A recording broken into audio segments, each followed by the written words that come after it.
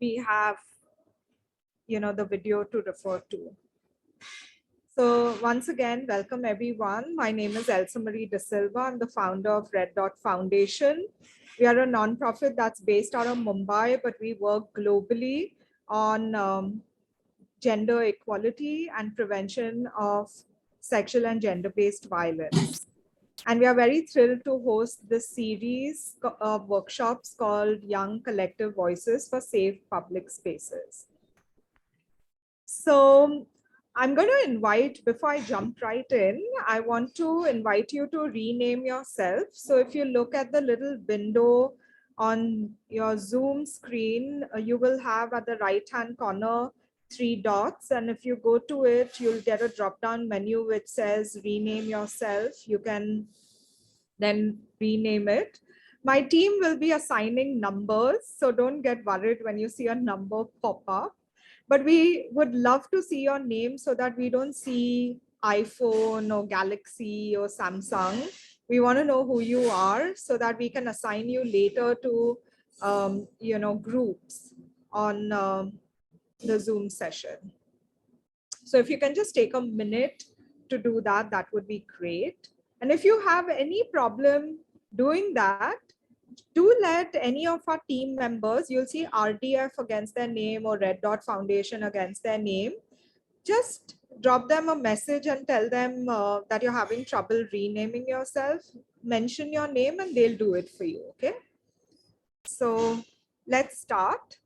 So once again, my name is Elsa Marie De Silva. I'm the founder of Red Dot Foundation, and we are very pleased to invite you to this series of workshops called the Young Collective Voices for Safe Spaces.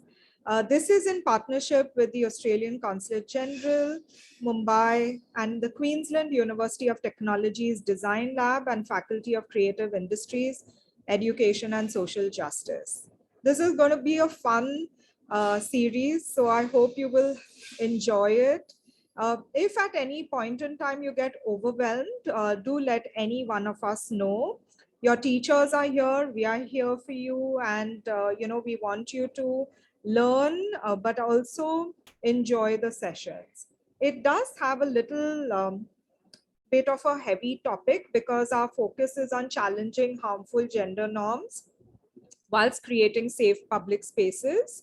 And this is important because it's, pretty pervasive. It's everywhere around us, but we don't always talk about it. And so we've created this very special series where we will be talking about case studies. Your teachers have given us inputs for these case studies. And through that, we will try to understand, what's happening around us and how can we challenge these situations to make it better for us, but also people around us. Now, you'll be happy to note that we are partnering with 4 schools, 2 in Mumbai, 1 in Pune, and 1 in Goa. So we have KC College, Mumbai, St. Xavier's College, Mumbai, St. Francis Xavier's, Goa, and Victorious Kids Educares in Pune. And each school has nominated 1 teacher and 5 students. I think there's one with 7 students. So we have 22 students and 4 teachers participating in these 3 workshop series. Today is the first one.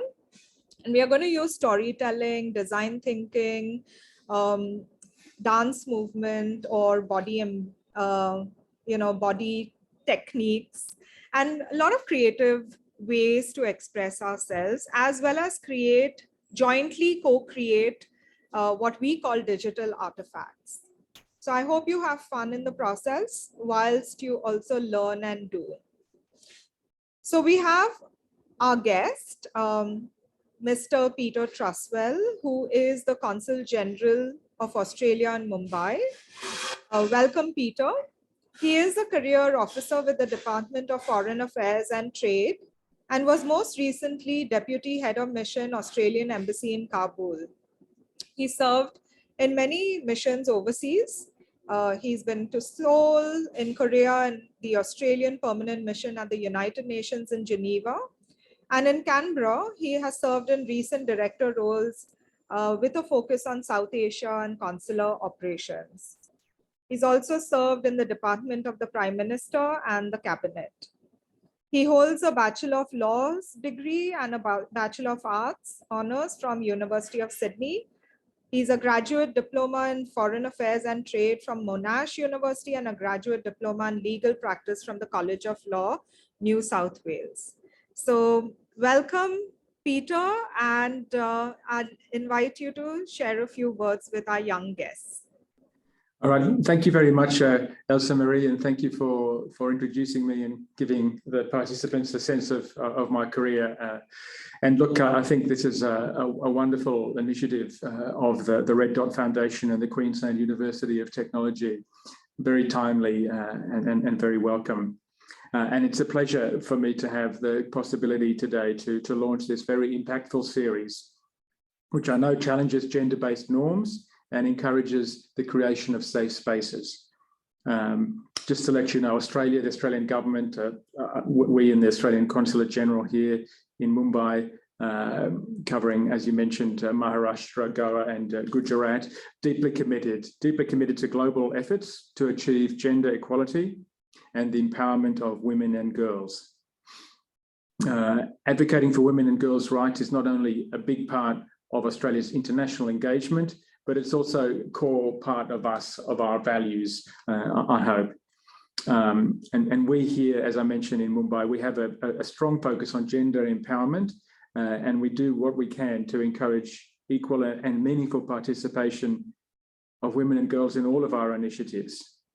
One of the ways we do this is through our direct aid program, and through that we've supported NGOs, non-government organizations in Gujarat, Goa and Maharashtra, as they do their work to improve education, to build livelihoods and to develop economic resilience for women and girls of all different income brackets and backgrounds. So, you know, one of our programs, for example, has taught marginalized girls in Mumbai about life skills using Kabaddi as a way into that. And we've obviously supported the Red Dot Foundation Safe City platform. The session today, the work that Elsa Marie and the others are doing, including Jackie from Queensland University of Technology. The session today is one of our International Women's Day programs, ahead, of course, of the day itself, which we're hosting. And another one that we're going to be doing shortly is a Women's Leadership Bootcamp for female entrepreneurs. And the idea behind these initiatives or programs is to empower women and girls to be bold, to challenge negative stereotypes, and to pursue impactful ideas. And, you know, I mean, India's an interesting country. You know, I've been here in this role for a year and had a chance to get a sense of some of the challenges that women and girls face in the different societies across India. And, you know, Australia's far from perfect, but there's some very distinct challenges that you face here in India. So it's so important to be doing programs like this and to be reaching out to hear voices from young people about how we can do things better or differently. So I'm so delighted that young people such as yourselves are taking the initiative to champion gender equality. You know, you truly are the agents of change for the future of our societies. Look, I could talk forever. It's such a wonderful session you've got, such a great group of people, but I'm going to leave it to the people who are most involved and who are leading it now. And thank you for the chance to Elsa Marie to say a few words at the start of this session. Thank you. Thank you, Peter. And thank you so much to you and your team for always supporting us. Thank you. So without any further ado, I want to introduce our team. So I'm going to ask Sonali to spotlight. I think Jackie can't come on video because she's in a space where it's really sketchy. Her internet connection is sketchy, but maybe you can show a reaction, Jackie, so that everyone knows where to find you on the screen. Okay, so that's Jackie over there. Then there's Kavita. Kavita, do you want to say a few words? Yeah, sure. Hi, everyone. I'm Kavita Gonsalves. I am a PhD candidate with QUT Design Lab, And a lot of my work is around the use of immersive technologies and storytelling, particularly by people who experience marginalization. So that is what has drawn me to this program and working. And Elsa and I go way back.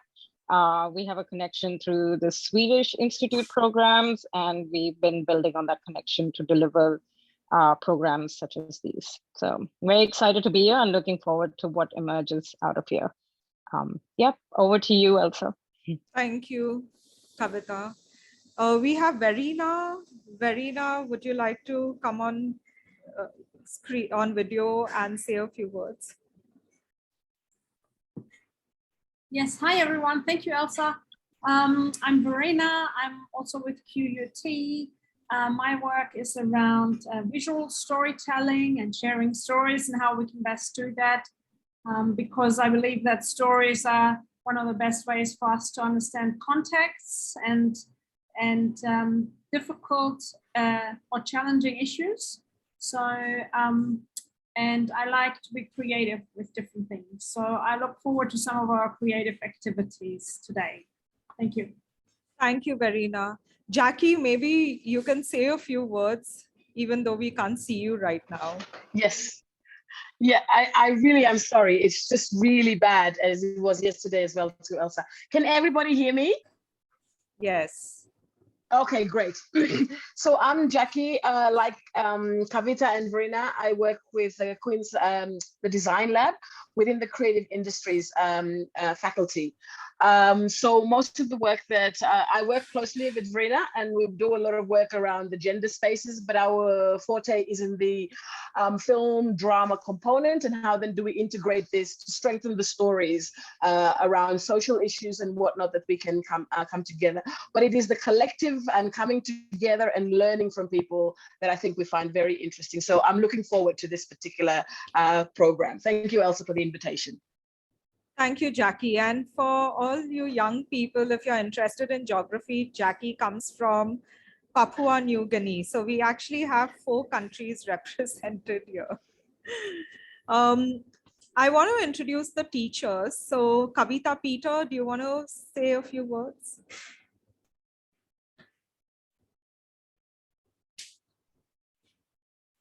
I think she's having trouble, right? Connecting. Okay, Moti? A very good morning, one and all present over here. This is Moti Jha from Victorious Kids Educare, Pune. And I always try to say Moti Jha LLL. My friends always ask me, what does it mean LLL? So lifelong learner. Always I believe learning happens everywhere in any form and, out of the classroom with our 5 senses. So first of all, I would like to really thank you, each one of you, for inviting us, giving us chance to participate and learning from each one of you with a common cause, and that is to bring gender equality. Without bringing inclusive, right and equality, nobody can think, a progress of local community, national community, and international community. Really, I am fortunate enough to be part of this, to really learn and contribute if I can for bringing this and be the part of this common cause, that is young voice. And once again, thank you so much for giving me this opportunity. Thanks, Moti. And it's true, learning never stops. I'll invite Melanie to say a few words. Hello everyone. Hope everyone is doing fine given this pandemic situation. Okay, it's nice meeting so many of you all from various parts of the world or country. So I would like to thank Red Dot Foundation for inviting us to participate for the same. Looking forward towards this workshop. So it's not always about teaching, it's learning simultaneously. So looking forward for a great experience here. Yeah, thank you. Thanks, Melanie, and we are glad to welcome you from Goa. We have Aditi from St. Xavier's, Mumbai.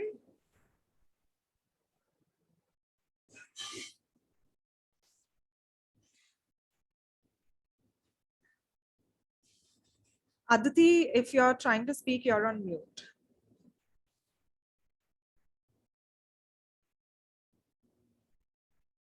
Okay.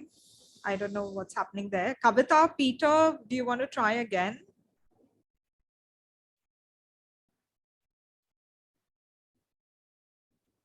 Okay.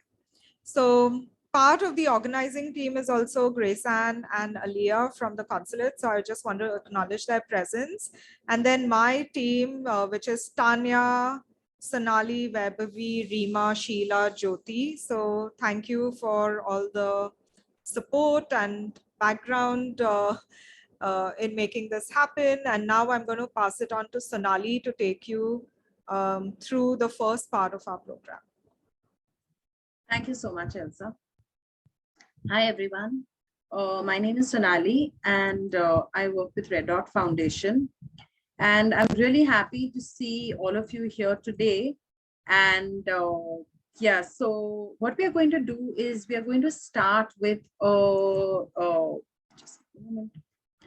Yeah, so we are going to start with a small presentation. But like we said before, this session is not going to be about one-way learning and about us doing a presentation and talking to you and you listening. We're looking at it being very interactive, very participative. So we're going to ask you to participate a lot. It's going to be a lot of fun. We assure you of that. It's not one of your regular type of sessions that you attend.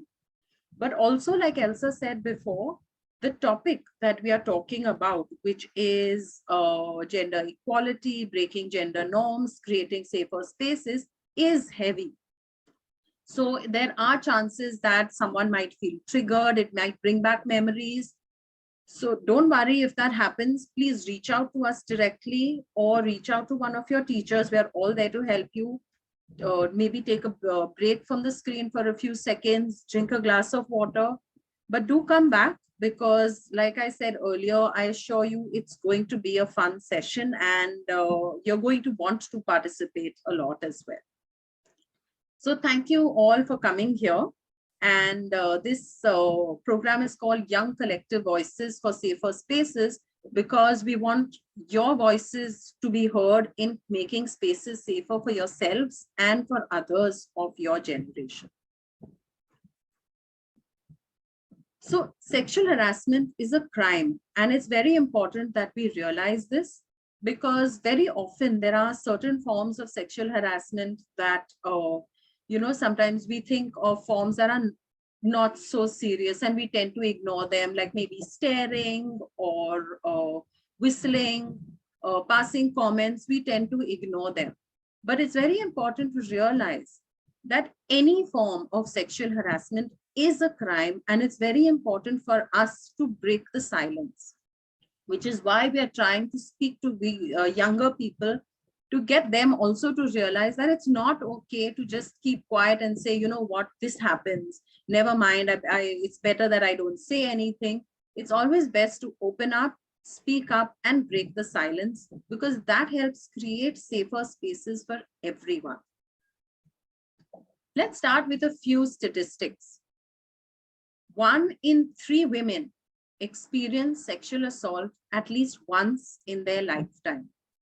1 in 3 women. More than half of these occur to girls below the age of 16.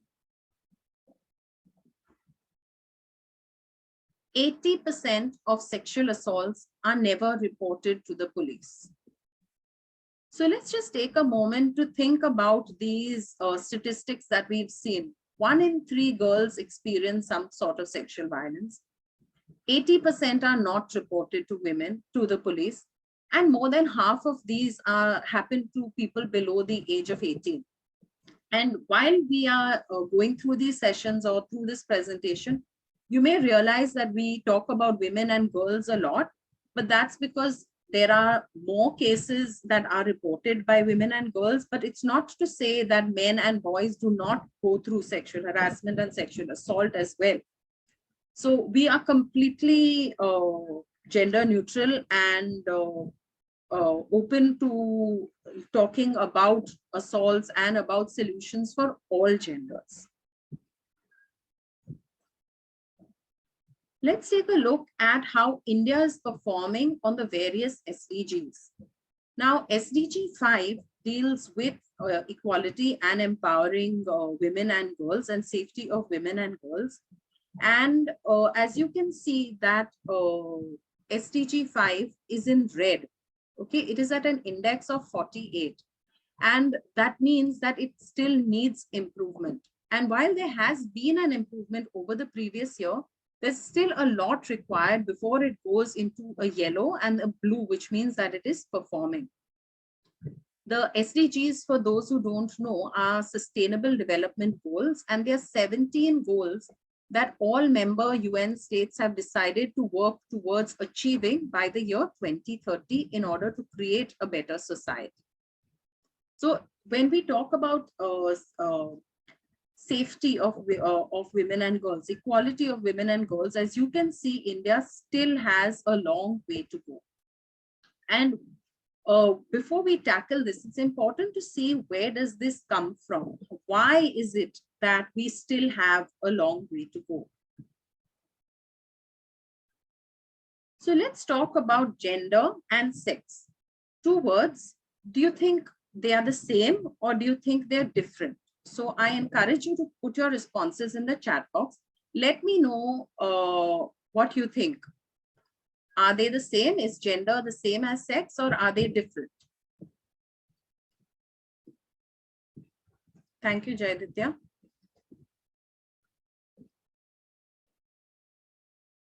Jayaditya says different. Thank you. Would anyone else like to respond in the chat box? Absolutely. I'm so glad to see everyone, so many responses saying that they are different. Absolutely, Surakshna. While sex is biologically determined, gender is more of a social construct. So it's really nice. I think we have all the responses in the chat that say that they are different.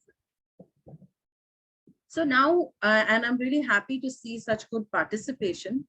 So let's go on to a little riddle. I'm going to read out a little riddle and I'm going to put it on the screen as well. And I want you to tell me the answer. A father and son were involved in a car accident during which the father was killed and the son was seriously injured. The father was pronounced dead at the scene of the accident and his body was taken to a local morgue. The son was taken by ambulance to a nearby hospital and was immediately wheeled into the emergency operating room. A surgeon was called. Upon arrival and seeing the patient, the attending surgeon exclaimed, "Oh my God, it's my son. Can you explain this?"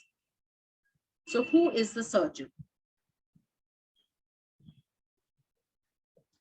The father and son were traveling together. The father died and the son was taken to the hospital.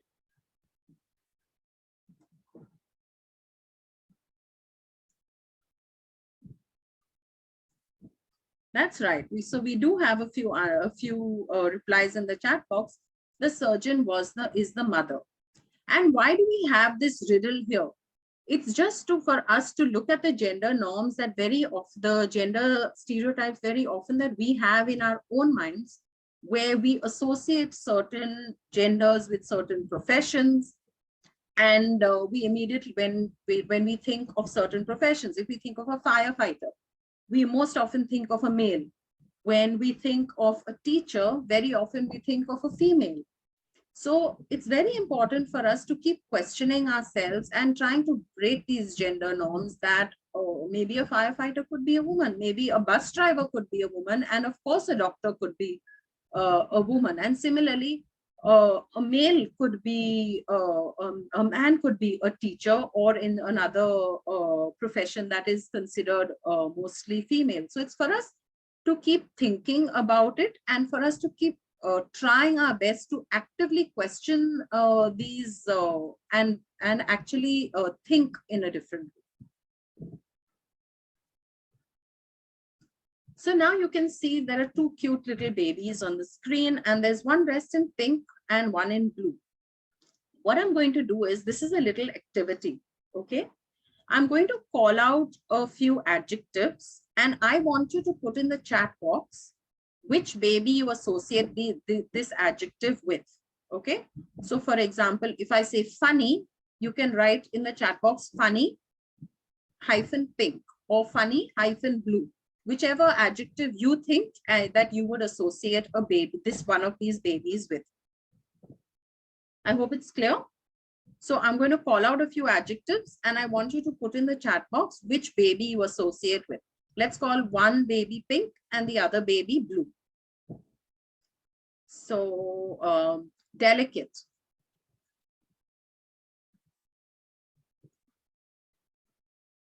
Would anyone like to put it in the chat box? Delicate, which baby? Messy.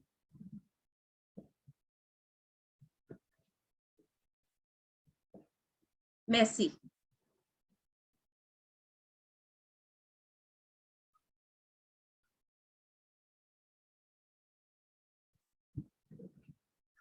Okay, both very good. Naughty. Pink or blue?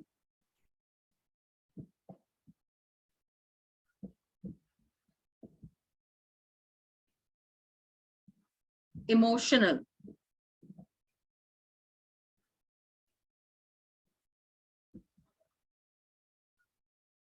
Shy.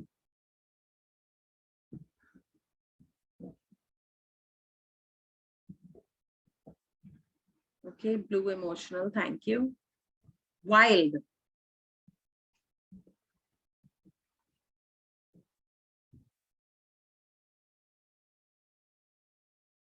Cool.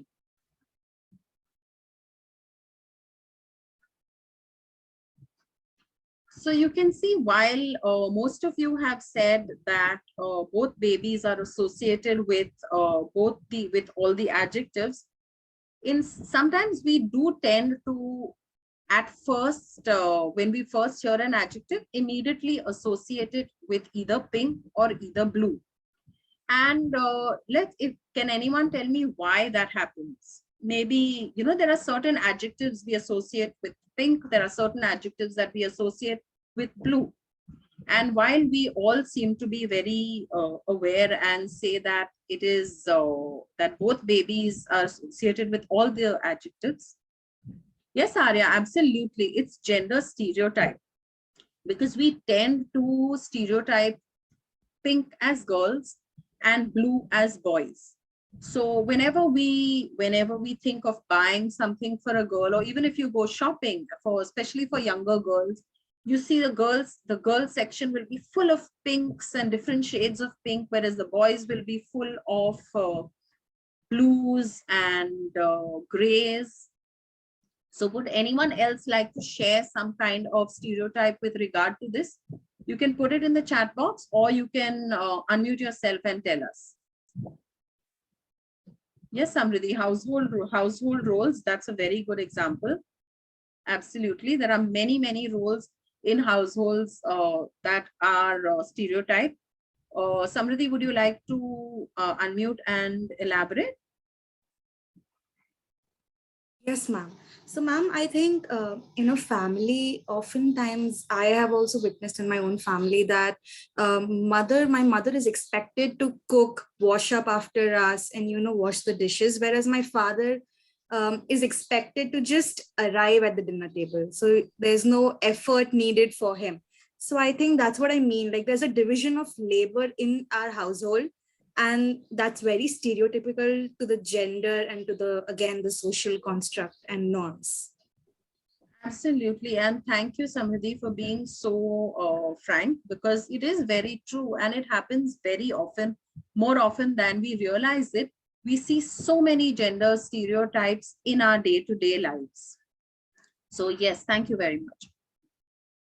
So Lakshana says females being weak and men being strong. Absolutely. That's another stereotype that we have, that there are certain kind of jobs or certain kinds of activities that cannot be done by females because they are traditionally weaker than men. Absolutely. Thank you for that. So as you can see, the two babies, any adjective could identify any one of them. So that brings us to understand the point about what are gender norms, what are gender roles, and what are gender stereotypes. A gender norm is a behavior or an attribute that society attributes to a particular sex. Gender norms change from culture to culture. And these norms can be with regard to dress, they can be with regard to your appearance, maybe with regard to how you behave, and they don't have to be the same from culture to culture. So, for example, in certain cultures, it's traditional for men to have long hair. But in many other cultures, most men have short hair. Or in Scotland, for example, men wear kilts, which are essentially skirts. But in many other countries, skirts are traditionally worn only by women. And then what are gender roles? So gender roles are with regard to how society expects us to act, to speak, to groom, to dress, how we should conduct ourselves. And very often we grow up with being conditioned with these gender roles. So for example, many of us, as we are growing up, we may have heard things like, boys may have heard things like, don't cry like a girl, act like a boy. Or girls may have heard things like, speak softly, you're a girl. Be gentle, you're a girl, act like a girl.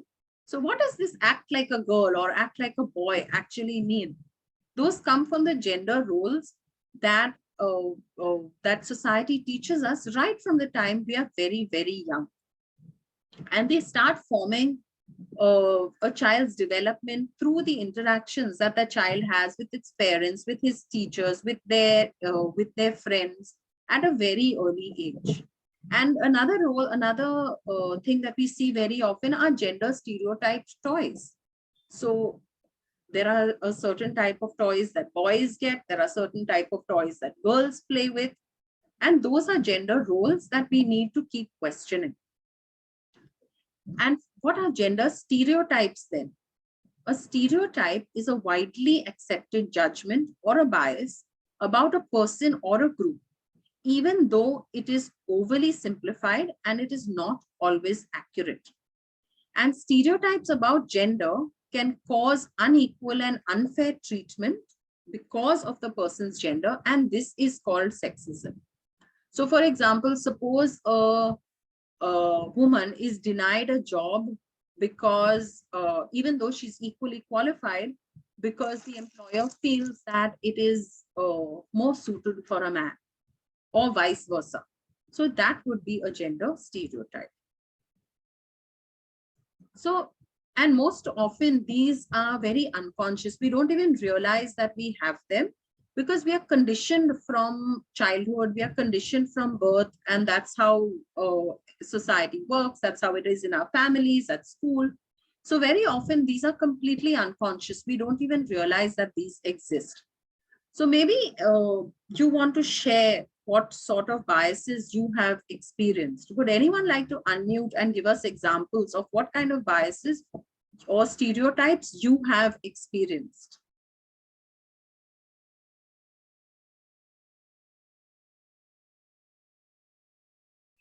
One very common stereotype we experience is that boys are allowed to go out even in the night, but whereas we are not.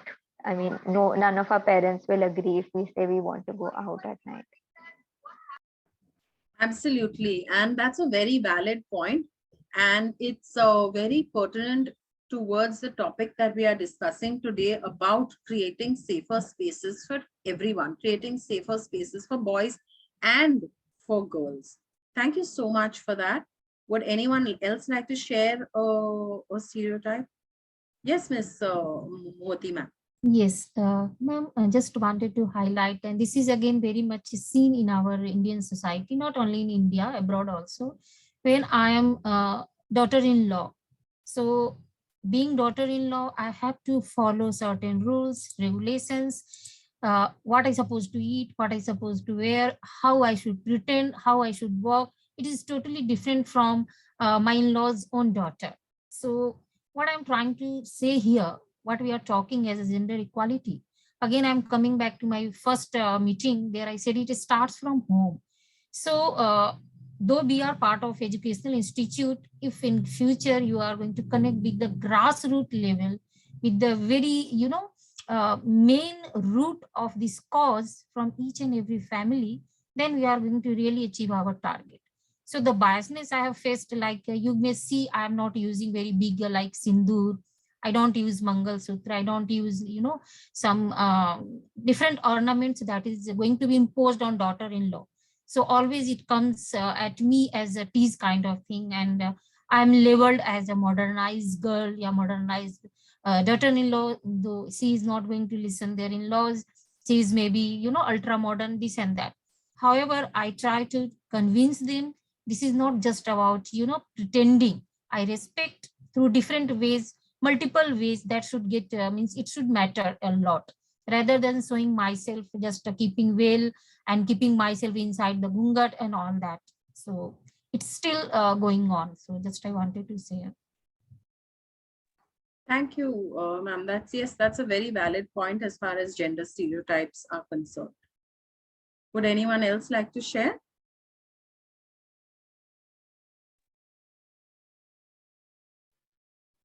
Hi, Sonali. Am I audible? Yes. Yes. Hello, everyone. I'm so sorry I missed out with the introductions. My Kavita. And I would like to add to what Sonali had to say that most of us are oriented in these gender stereotypes very early on. And I would like to point out that one area which is very important for us to address is how women are not oriented to handle financial matters, particularly with savings, assets. Very often it is told to them, look, you don't know how to handle money, leave it to the male members. And this is very disastrous because very often there have been where women very late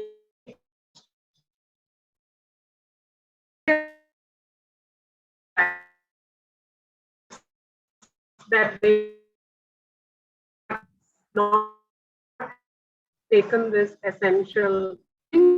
And Sorry, I think I'm losing you. I don't know if you're audible to everyone else, but I think I've lost Kavita. We are also not able to hear, ma'am. Okay. So, but yes, she makes a valid point as far as even financial literacy for women is concerned. That again is another stereotype. So how do we challenge gender norms? These norms exist around us, and we realize now, I mean, even from this conversation, we know that we recognize them, we know they exist.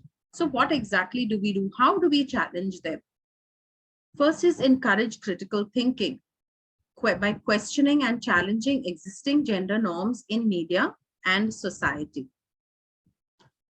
Teach children that clothes, toys, and career aspirations and household chores do not have a gender.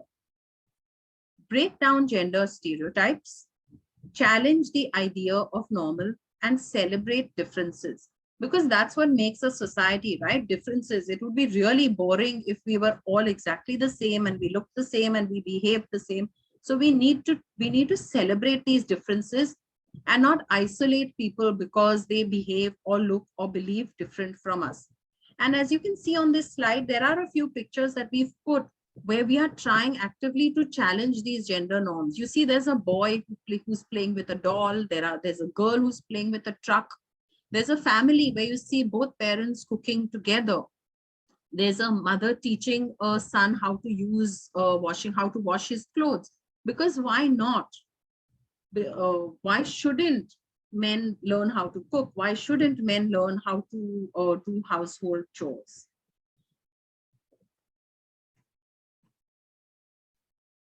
And when we realize that there is some sort of we need to work towards making things more equal, we will automatically also start to question and start to raise our voice when we see various kinds of sexual violence occurring around us, which will in turn help us to create safer spaces.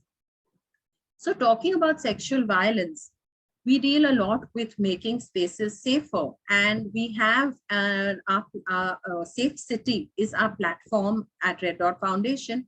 It is our flagship program. It's a platform that allows people to report cases of sexual violence or gender-based violence, and it is completely anonymous. So let's talk about what forms sexual violence could take. First, it could be non-verbal, which involves staring, ogling, taking pictures, indecent gestures. And many of us, in fact, I would say most of us on this call, or maybe all of us, have experienced this behavior in some way or form. And very often we try to ignore it. Sometimes we do counter it, we do talk back, but very often we prefer to, just let it be. Let me not take this further. If I ignore it, it will go away. That's the attitude that most of us do tend to take. Then there is verbal sexual violence, which is commenting, catcalls, sexual invites. And there is physical assault. There is physical forms like touching, groping, stalking, sexual assault, and rape. So as you can see, the forms of sexual violence fall along a spectrum that start from what we consider more mild and then go on to extremely serious. But it's important to nip it in the bud and say something right at the beginning so that behavior doesn't get condoned and then we try to stop it when it's too late. And like I said earlier, that Safe City crowdsources personal experiences of sexual violence in public spaces. And this platform is available online and it is available as an app. But we only accept, since we are dealing with a younger age group here, I should mention that we only accept stories or reports from people above the age of 18 for legal reasons. So what Safe City does is it's accepting these reports. So a person can go onto this platform and make a report about something that has happened to them. And it's completely anonymous. So they do not put their name, they do not put their contact details. There is nothing to identify who is making the report. So how does it help? What it does is if we are moving the focus from the survivor to the location. So what we are pinpointing is what happened, where it happened, and when it happened, because that helps us to create hotspots. As you can see, these red marks on the map are hotspots. And when you zoom into this map, into these hotspots, you can go down onto street level. You can go down onto street level and actually look at incidents that have happened at a particular place. So even if you wanted to find out if there were any incidents reported on your street, please, you can go down into your street. It uses Google Maps. Go down into your street using the platform and you'll see if there were any incidents, what sort of incidents were reported. So the aim is to make public spaces safe and equally accessible to all through individual awareness, through community engagement, and through institutional accountability. So we do work with police departments also. We don't make individual complaints for people because this is anonymous, but this data would help a police, an institution to work towards making spaces safer. And we believe that the youth are the voices of the future. And it's very important, like we've been talking about from the beginning of this presentation, to understand and challenge gender stereotypes early in life, which is why we love working with youth and conducting sessions like this. And today it's interesting and it's very heartening to see that we have a lot of boys here as well, which is very important because sexual violence is not only a women's issue, it is a social issue. And so we require everyone to take an equal role in taking a stand, regardless of your gender. We have also worked on with colleges to make campuses safer. We believe in complete inclusivity in order to reach our goal. So yes, this brings us to the end of this presentation. We are very active on social media as well.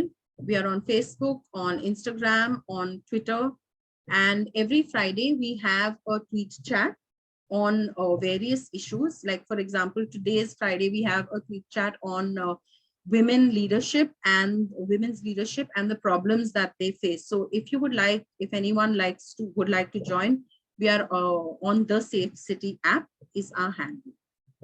So thanks everyone, and thank you for sharing and for interacting. It made the session very interesting.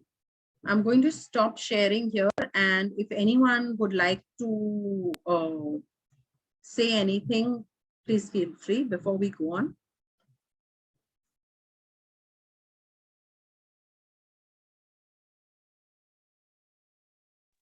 Yes, yes.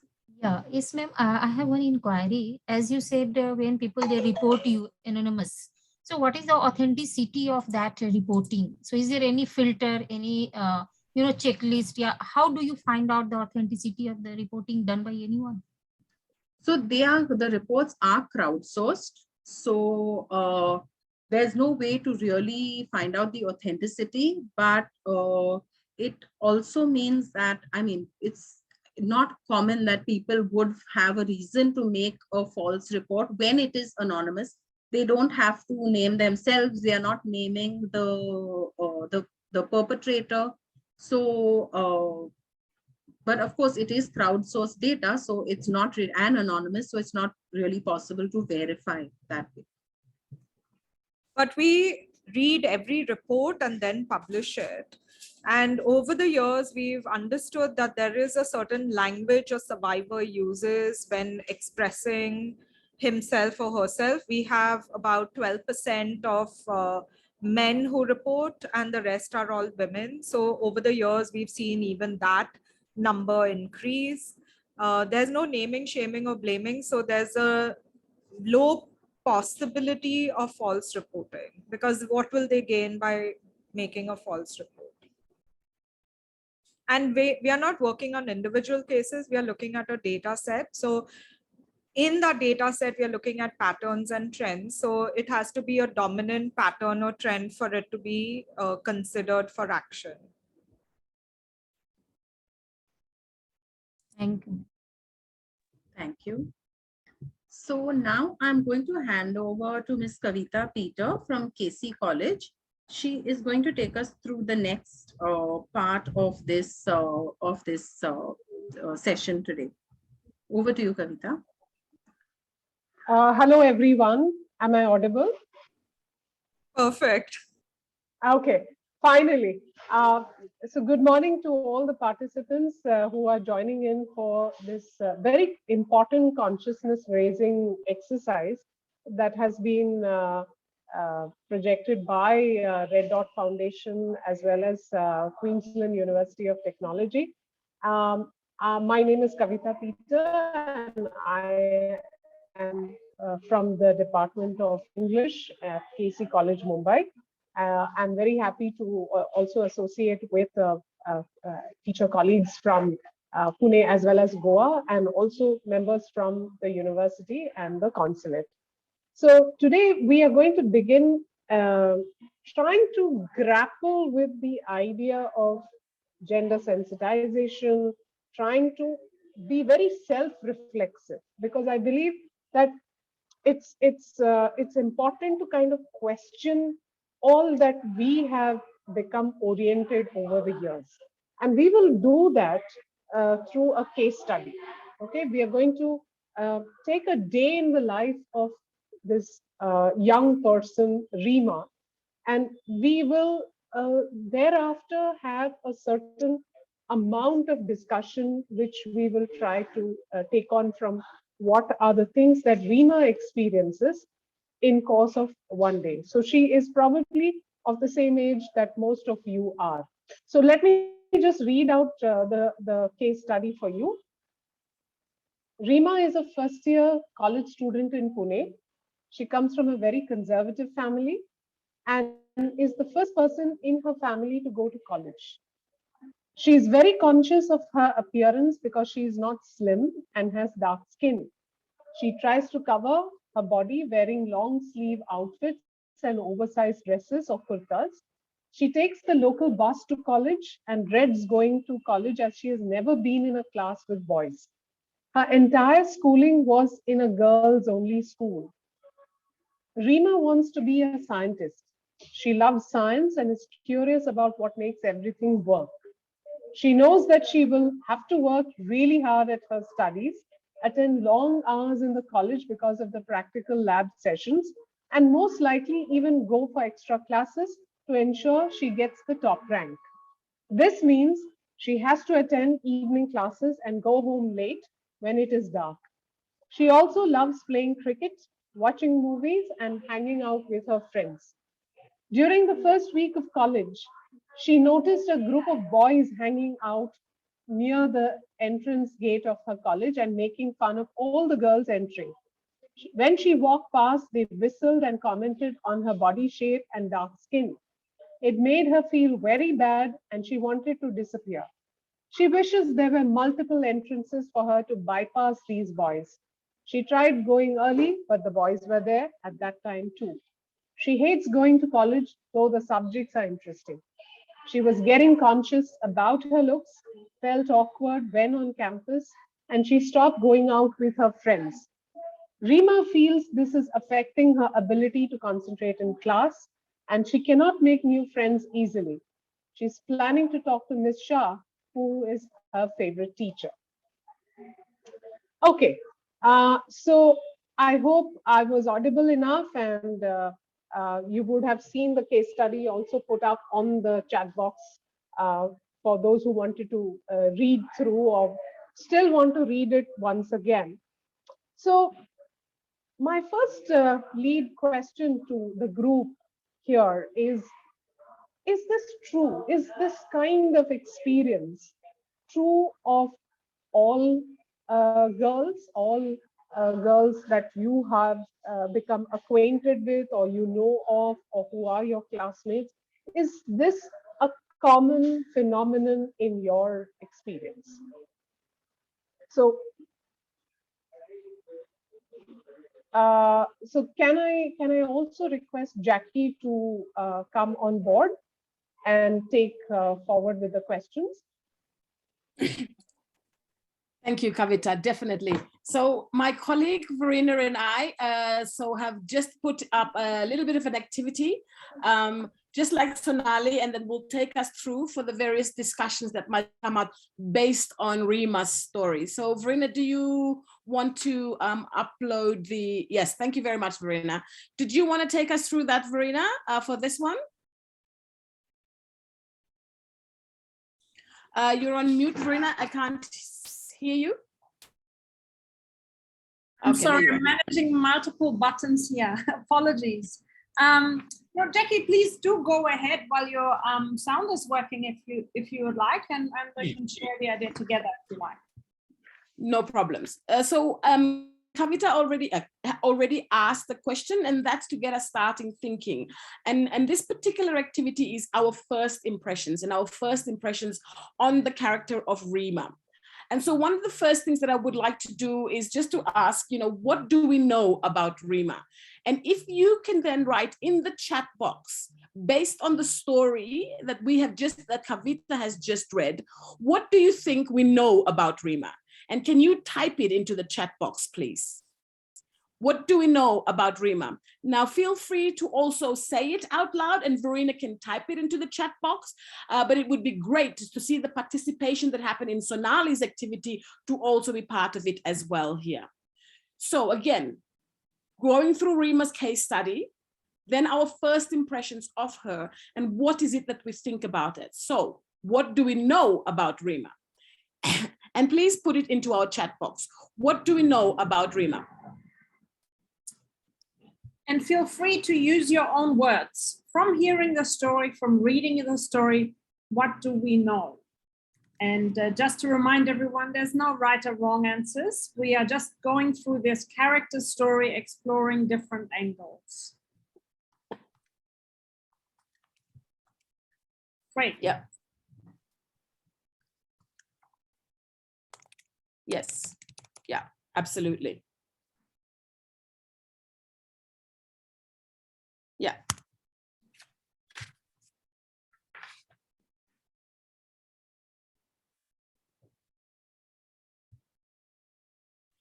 Is there anything else that we want to say, about our first impressions of Rima?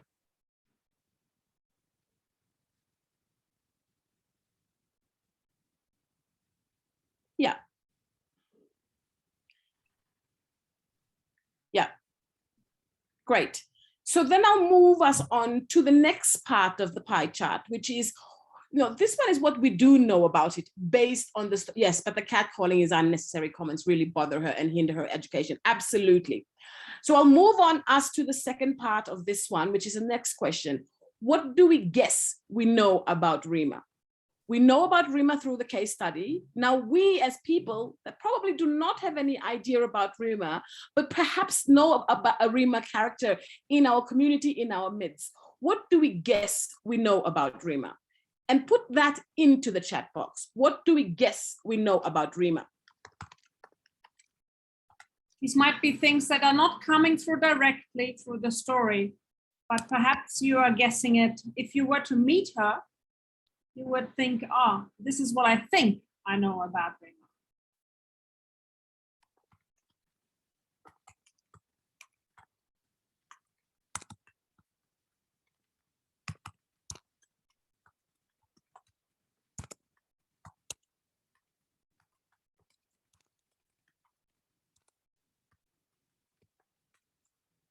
Yeah. Yes. Mm-hmm. Great comments. Yes, absolutely. Anything else do we guess we know about Rima? And this also comes from us as being strangers, not knowing, and the kinds of perceptions that we might hold about different people that we have never met, but seeing them for the first time. So we're trying to draw out the different kinds of maybe nuances of the person. Yep, great.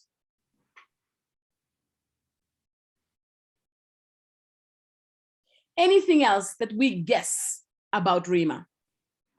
Do we guess anything about her family or what her upbringing might be like? She wants to bring about change, yes.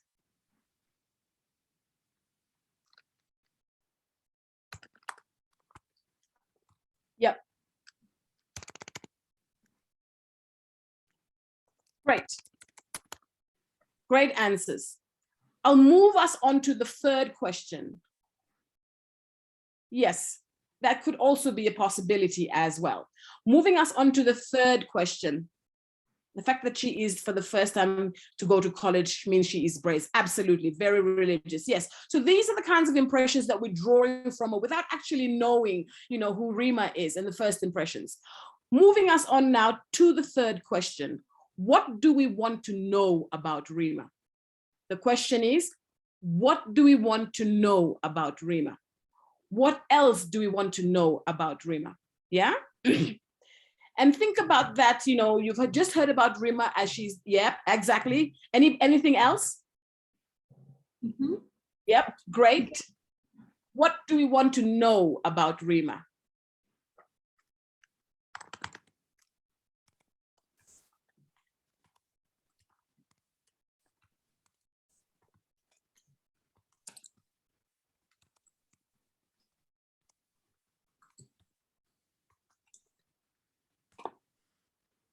Yes, yes. She has the power through or quit her education. I want to know where she can, if she wants to stand up for herself. Will she power through or quit education if she has siblings? Why does she hide her body? What birthed her insecurities? How does she navigate the entrances? Can she share her problems with her family? I feel like we have a lot of great movie directors in the room. I'm like feeling the tension here about the next part of the story. That's right. I want to know what makes her so brave to come in every day. What motivates her to come in and to class? Does her family support her? Or do they also comment on her appearance? Lovely, great. If she shares the problems with her family, will they let her continue education? Great question. Yes. If she said, yep. Great. Are there any more that you would like to share around what do we want to know about Breema? Yeah. Is she the only one? Great. And so I think we've built up a little, and please continue to share as I talk us through just this particular activity. So one of the things that we do when we're looking at people or different characters is perhaps sometimes we don't necessarily know what is going on within them, or how they're feeling, or how they're walking through that, or what levels of access to have to support them. And we also try to guess these things, right? But importantly, you know, what is it that we want to know about them? And perhaps with these three combinations of things, we can find pathways that might lead Rima to finding a better way to addressing the situation, of finding a community of people that can support her towards reaching her education and attaining her dreams. So I think those are really big, great comments that everybody has made for this particular activity. She will become the villain of the story, or will she become blamed? Lovely. Thank you so much for that one. Great stuff. Yes. If she speaks up with her parents, will her parents stop her from education? So that's a little bit about that first impressions. And perhaps, Verena, should we move it on to the next one? Or if you all still feel like you want to share, please continue to add to the chat. So maybe a minute to continue to add to the chat. Just to say that this case study will run through until the end today. So, you know, in our final reflections, we will still be talking about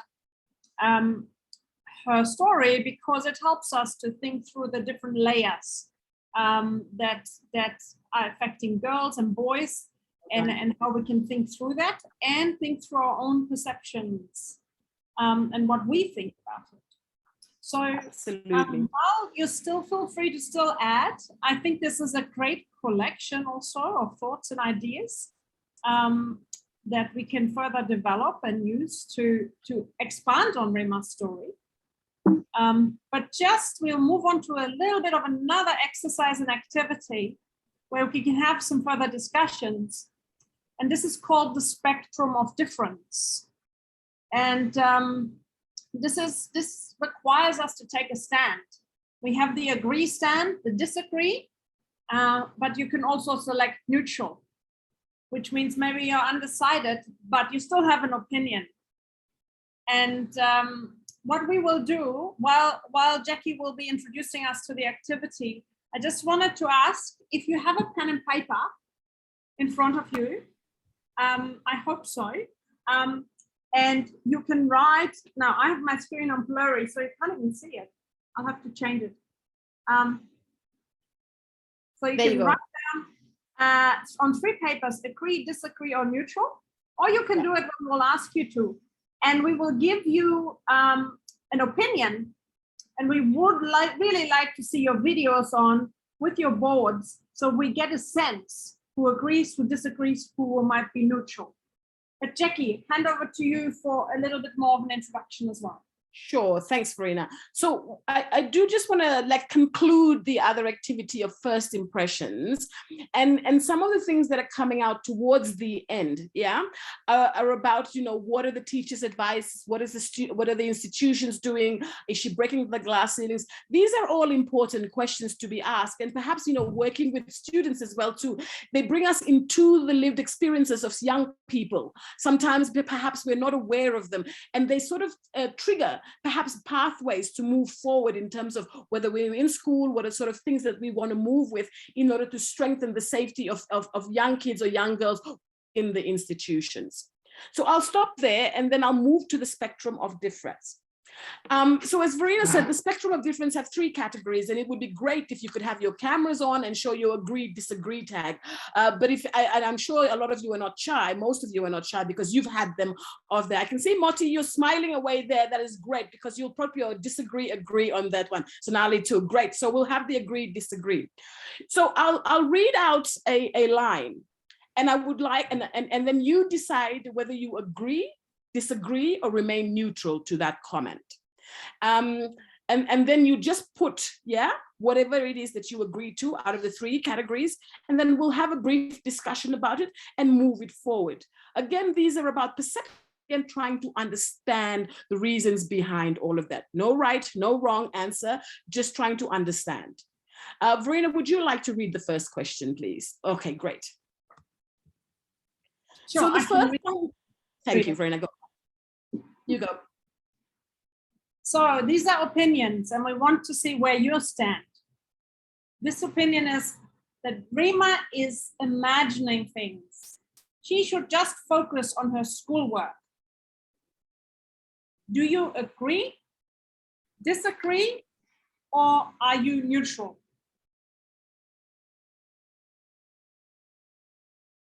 Thank you, Sonali. Those who are struggling with their cameras, feel free to put it also in the chat, but I really like the signs. Good, disagree. Yeah, thank you. Thank you. Okay.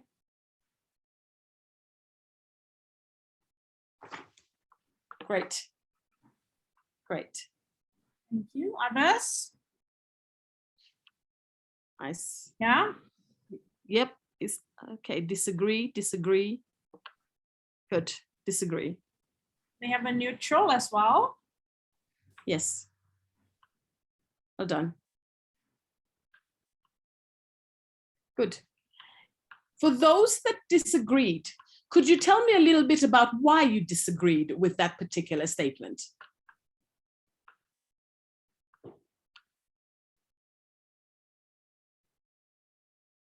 For those that disagreed, could you share a little bit about why you disagreed? You can unmute and then share.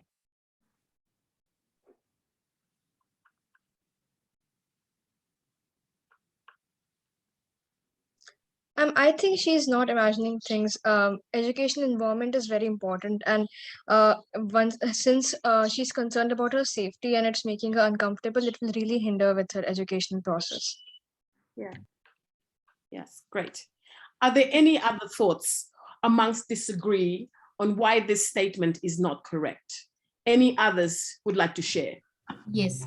When we talk about holistic development, complete personality, there we can say only schoolwork is not coming up. There are certain things that we need to take care. That's why I disagree. She has to imagining things. She should really just focus on her schoolwork. I'm totally disagreeing because she has to focus on many things. That is complete development of a personality, and that is needed for a country development. So that was my point. Thank you. Any others would like to share on disagree? Our first assumption shouldn't be that she is imagining things. We should be open, listen, and evaluate her concerns first. Absolutely, yes. Any others who would like to share?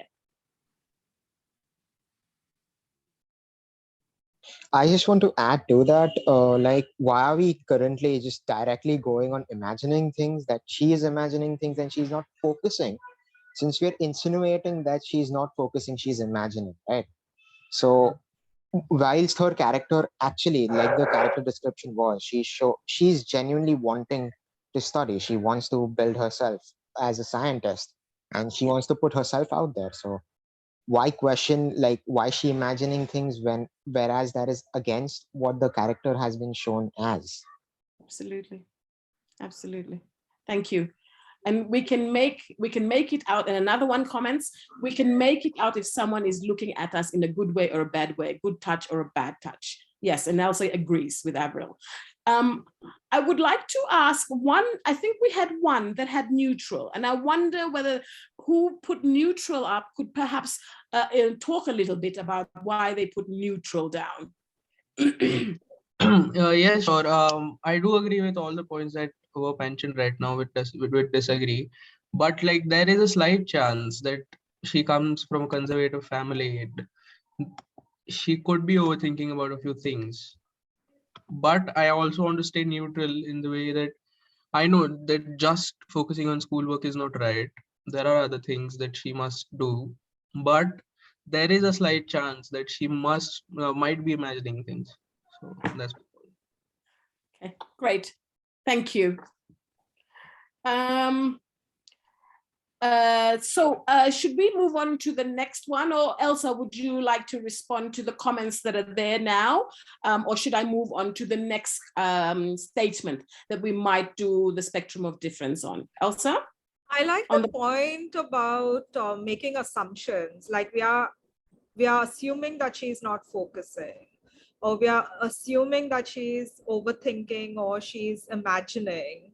I feel that if somebody came to me and said this, that, you know, this is happening to me, I should believe that person. And often we don't believe survivors, you know, of any kinds, and we question them. And that's, I think that came through loud and clear from the responses. Yeah, yeah. Thank you, Elsa.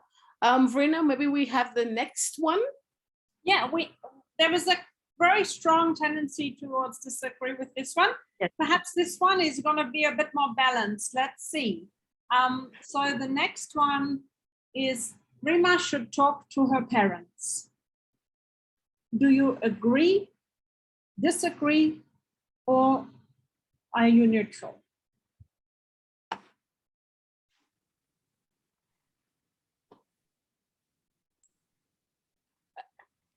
Agree, and yes is agree. Am I correct? Yep.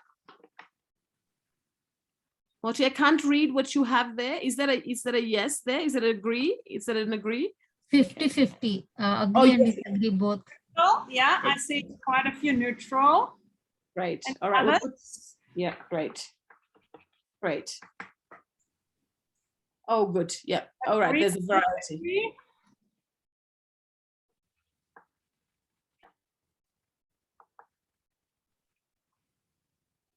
Great.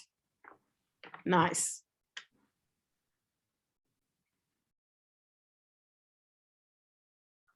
Yeah.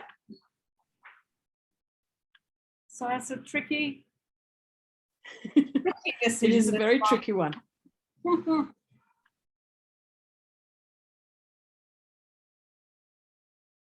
Hey, Jackie, which group is allowed to share first? Perhaps we go to the disagree group. Shall we go to the disagree? Those that disagreed, could you explain a little bit about why you disagreed with this particular statement?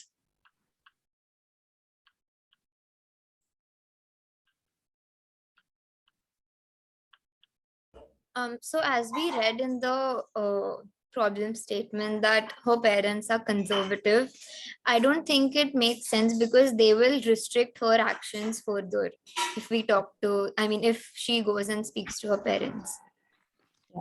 Yeah, good point. Any others with the disagree?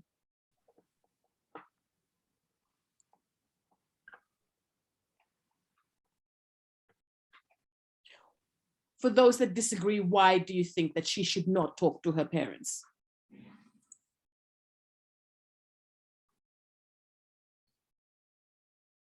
That's fine, no problem. You can still think about it. I'll go now to, yep, Verena? No, I'm just saying, I think that most people were on the neutral stand from what I'm seeing. Yeah. So those that were on the neutral stand, share a little bit about why you're neutral on this particular point.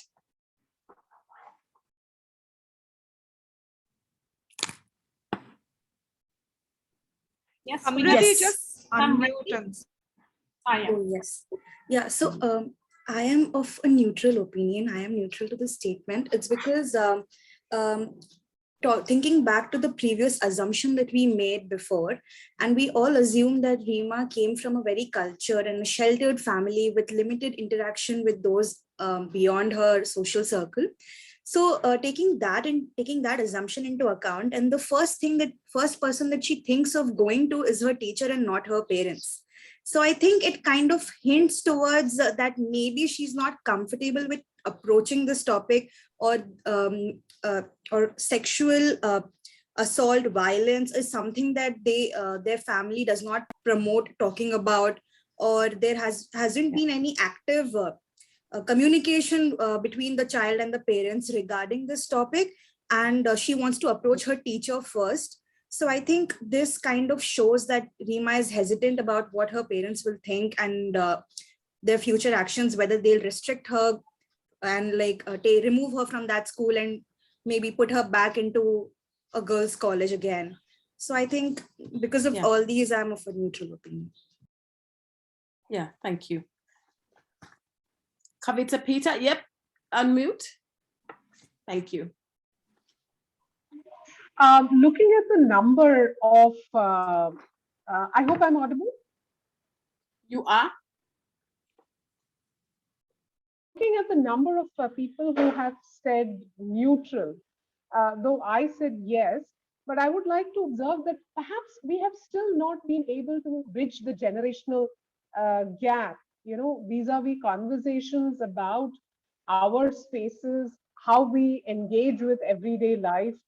And, you know, that is also a very disturbing kind of reflection on how many of us feel comfortable to engage in a, so whether it's a conservative background or not, but I feel there is perhaps some way that a lot of people are taking off from their own standpoints about Rima, and perceiving that, you know, there is this hesitation to talk about anything which involves the outside space. And I think that is a parallel question that we have to also address as teachers as well as students. That how do we bring back parents into this conversation about engaging with problems of this nature? Absolutely. And I think that's a fine conclusion as well to this particular one. I mean, that point is spot on, because it is about that. It is about that intergenerational dialogue, and how then do you bridge it if a lot are neutral because of the cultural constraints upon a student to not have access to parents. What then can teachers or institutions or Red Debt or those working in these spaces have exactly that? How do we bridge that space? And I guess that's to young people again. And to the young people, perhaps that is the question that we can have. What then can you do to bring parents into a conversation? And that may be, Elsa, that could be something that can continue on with it. How do we, young people, bring parents into the space? And what are the kinds of methods that we can use in order to bring parents into this space? Because it is probably a little bit of a concern if we cannot go to our parents who still have those very traditional ways of viewing and seeing things. And I'm saying this from Papua New Guinea, therefore not understanding the context based on the conversations and the case studies that we have. Yeah. Elsa or Verena or the team from Red Dot, would you like to add to what we just have discussed here? Otherwise, we can move to the next question, perhaps as a last one. Elsa and team, would you like to add to this? Sorry, I just wanted any comments and agree, right? So we hadn't quite finished. We were stuck at the neutral still, I think. But Elsa, first to you.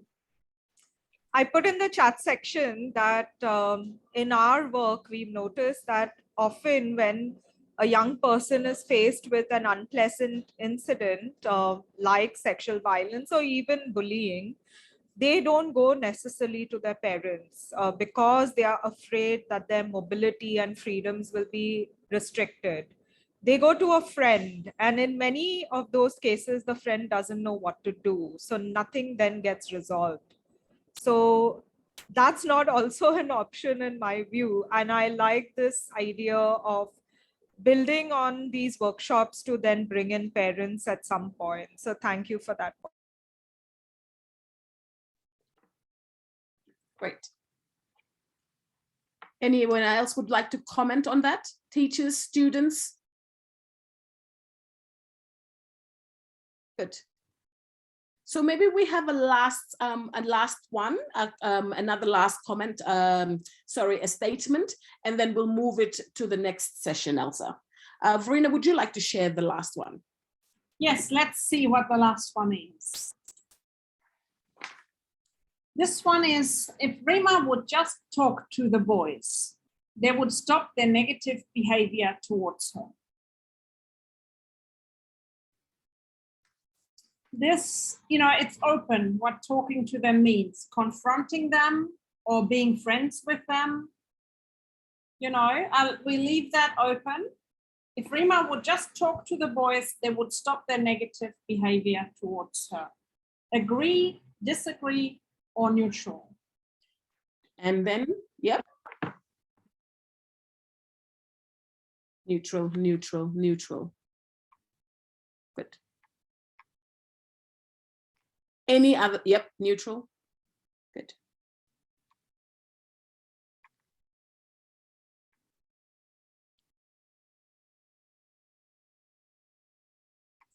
I think you all worked out this game now. Good. So maybe a couple of thoughts from the neutral, and then we will move. We'll close this one, and we'll hand it. I think it's into the breakout rooms. So maybe 2 thoughts. If anybody could share a little bit about why they have neutral, that would be great. Anybody would like to share why they have neutral? I don't think the solution is simple. Talking to the boys might even prove to be dangerous. Absolutely. Any others?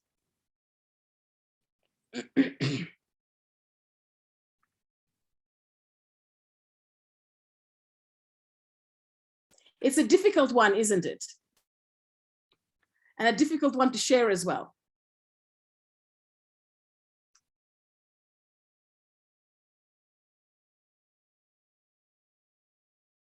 If Rima would just talk to them, they would stop the negative behavior.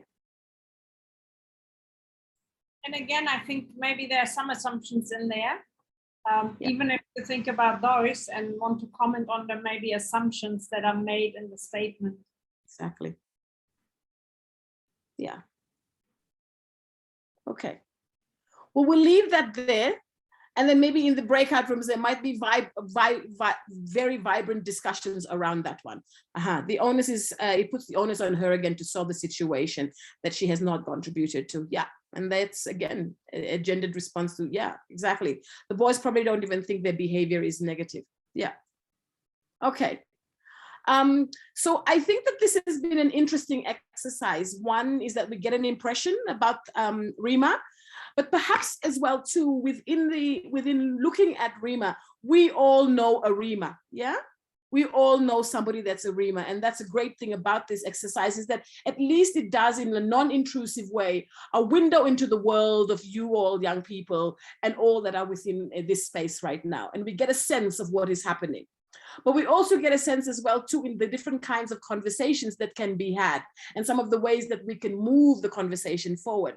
Perhaps with this component about the intergenerational discussion between parents and young people and how to have access to them. So those are important. And these exercises help us to discuss that. But what has been most useful, as in what Sonali said, was the fact that everybody participated and we got a glimpse into the ways in which your lived experiences are and how they play out in daily life. So thank you very much for that. Verena, did you have anything else to add? No, other than just saying thank you for your participation, and I learned a lot from your comments in the chat. Thank you very much. Thank you. I think it's back to Sonali now with the breakout rooms, perhaps. Thanks, Jackie and Verena. That was really interesting. And I enjoyed it. I loved it totally. So thanks everyone for participating so much. And let's go into the next part of our session, which is breakout rooms. So you'll see next to your name, we've put a number, T1, T2, T3, or T4. So that is your team number. We've put you in mixed teams.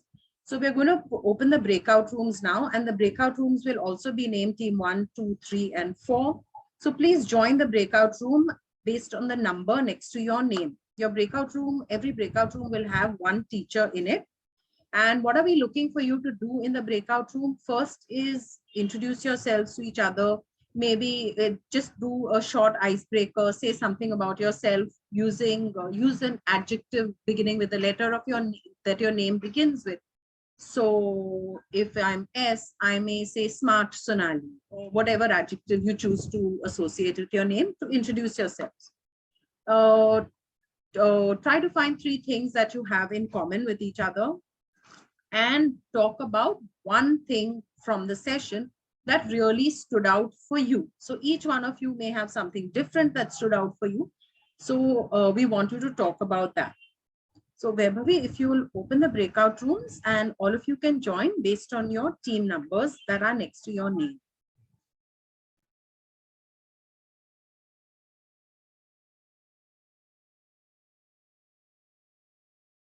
Yes, so the breakout rooms are open. Can you see it?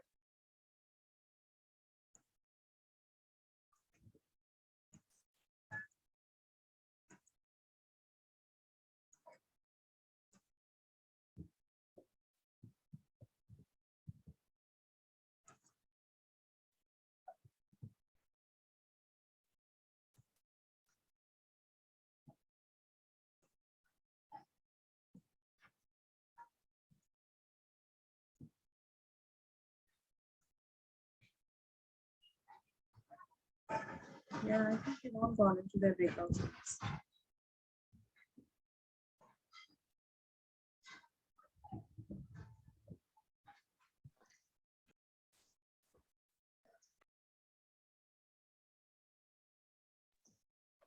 Sheila, Rima, Jyoti, Vaibhavi, please can you join one of the rooms?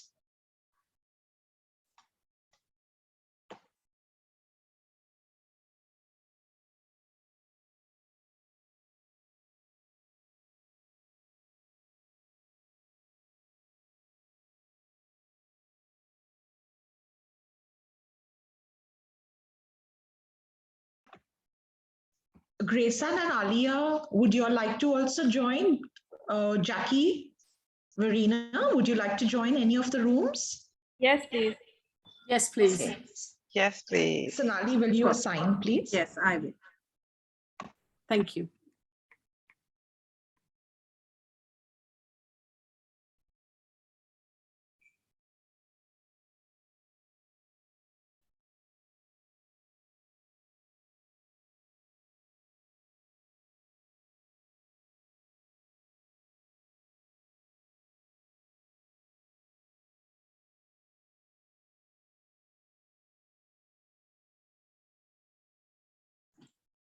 Aditi Savan, can you just remind me which room you were in? I'll put you back.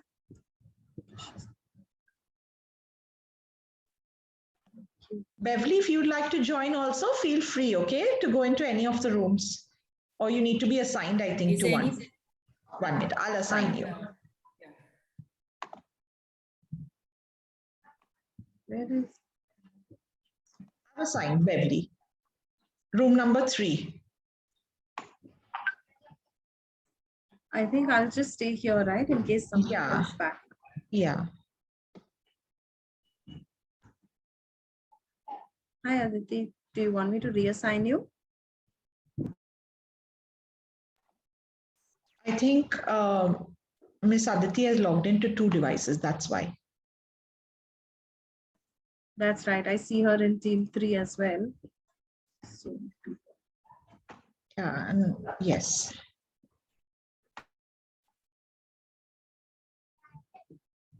Are you here, ma'am?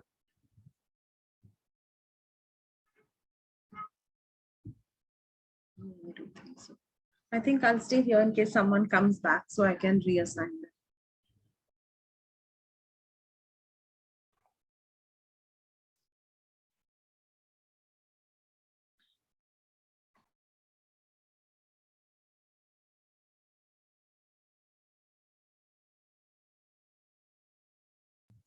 "15 minutes in the breakout room," Elsa says.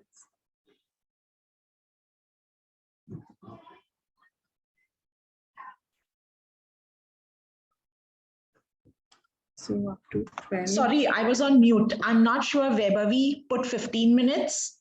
Yeah. So we'll keep a tab on the watch and we'll shut it at 12:45. Yeah, 12:45 we'll shut it. But I'm just wondering, can we shut the breakout room even though we've not created it? Yeah. We can. Yeah, it says close all room, that red button. Yeah, so 5 minutes before closing, we will this thing. Send a message. We'll go, I think we'll overshoot a bit in terms of time. Then make it 12:40, should we close? Yeah, I think so. What is left now? How many minutes are left for the? No, there is another. No, as per the agenda. 20 minutes, I think. Let me just see it.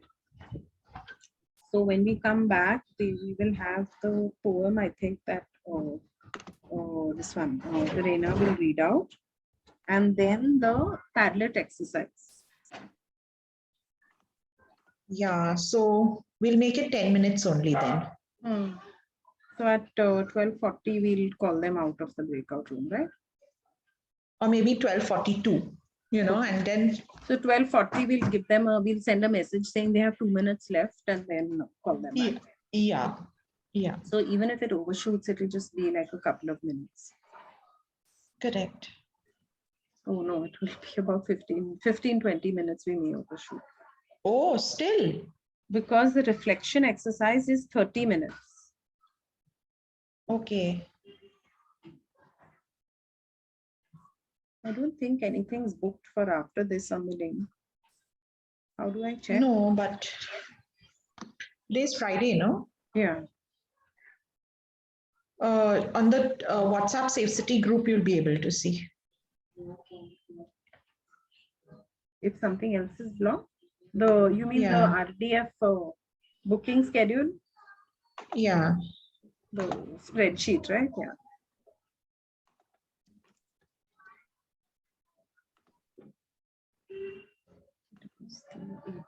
Right? But I mean, it's going well considering. Oh, Melanie ma'am dropped out. Oh, where's she? She's dropped out. I'll tell her, let them continue.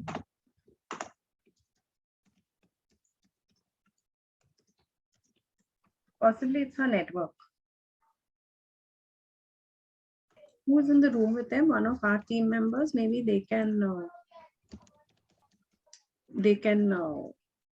facilitate it further. Yeah, Vaibhavi. Yeah. Maybe Vaibhavi can take it over.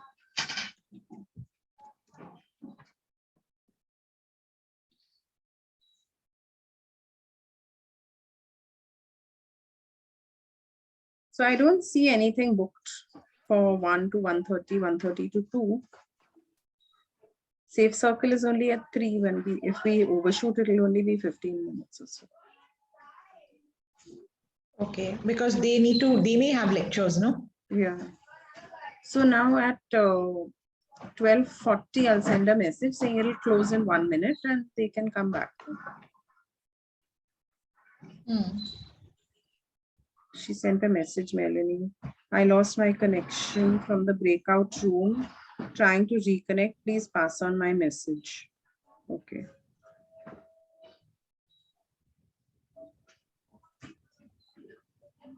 I'll just.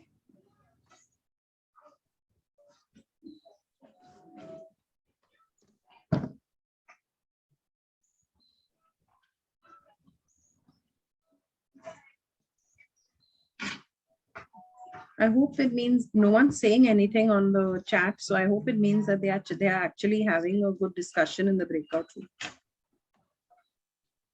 Yeah.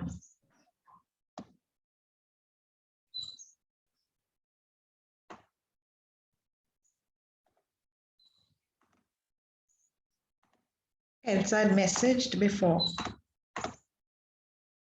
Are you all set? Saying, yeah. So I said, yeah, we are already logged in. So she was like, oh, okay, then Melanie's come.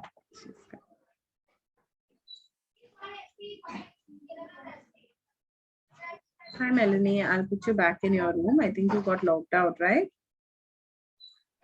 I'll just put you back there.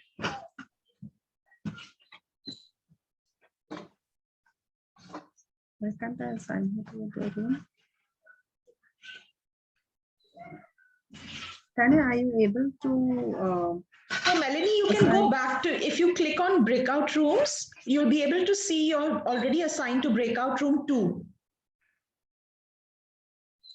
And you can choose that. If you see at the bottom of your screen, phone or screen, breakout rooms. Because I'm not getting the option to assign you either. Tanya, are you getting the option to assign her to a breakout? No, because Melanie is already assigned to room 2.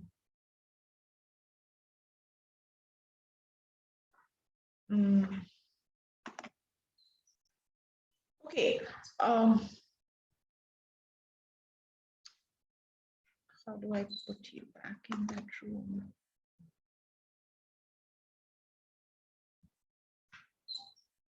I can't see any way to put her back. Yeah. Melanie, can you see on your screen if it's showing you any breakout room option? There, she's gone back.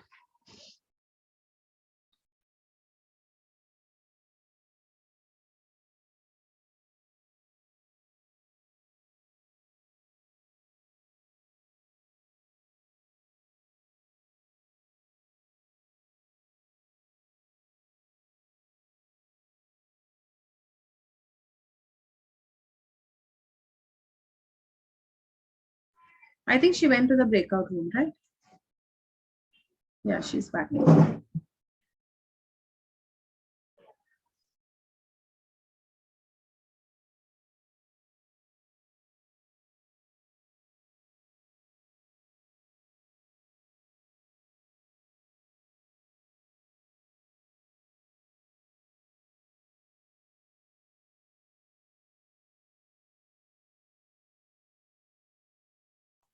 So Elsa said to share my screen when the Padlet is on. So I've kept it open. And as they do it, they'll also see it on the screen here.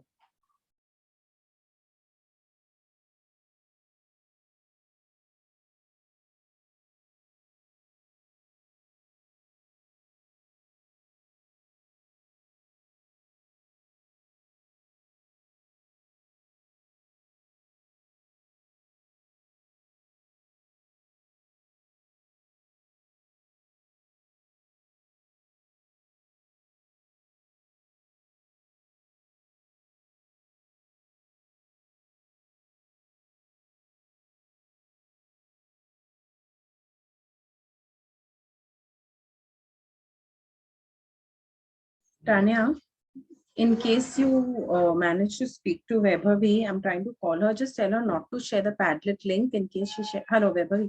Don't share the Padlet link, okay? Because there's a new link. Okay. Otherwise, if you want, I'll share the new link with you. So we'll do this one, okay? No. Not after the yeah. Once it's open, but don't share it because there's a new link. So I'll share it so that we don't cause confusion. Okay. Bye.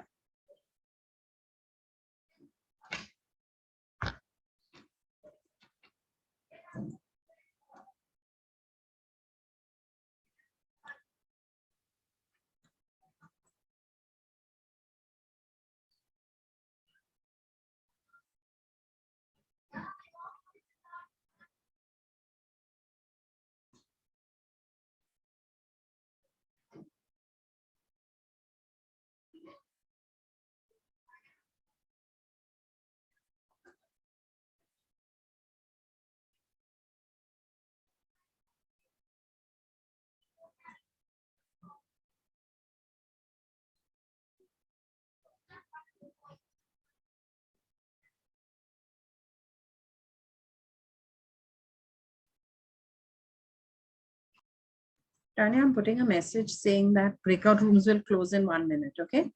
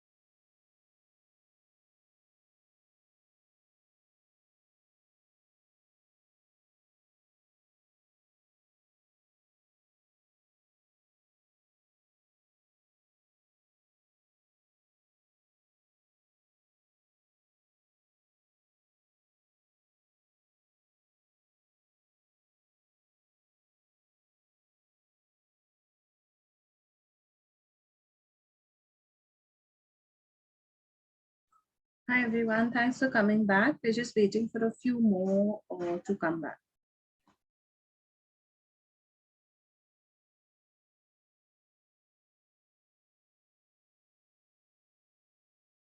Hi, Kavita. I hope that was a good discussion you all had in the breakout room.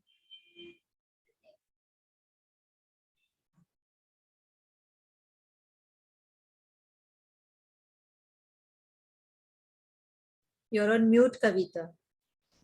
You're muted. Hi, everyone. Yeah, I'm glad that I kind of made it back.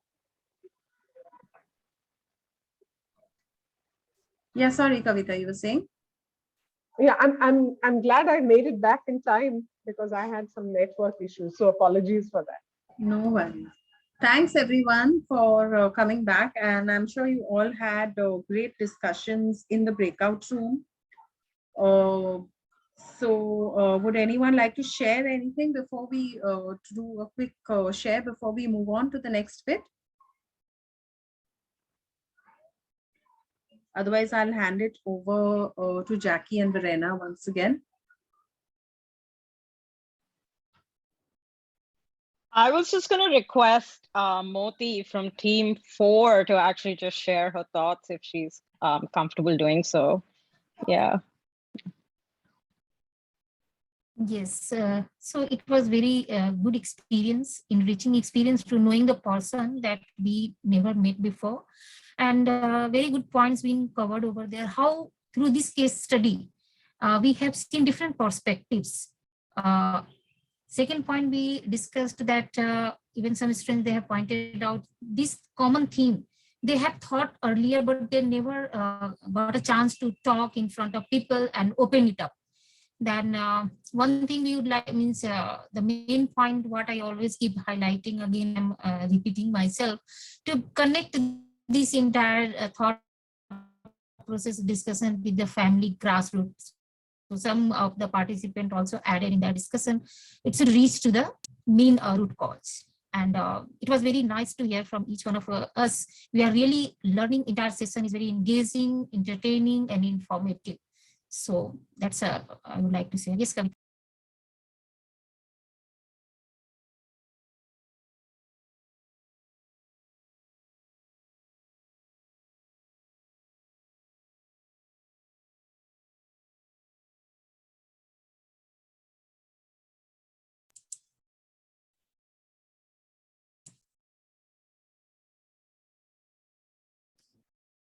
Thank you Jackie, so much.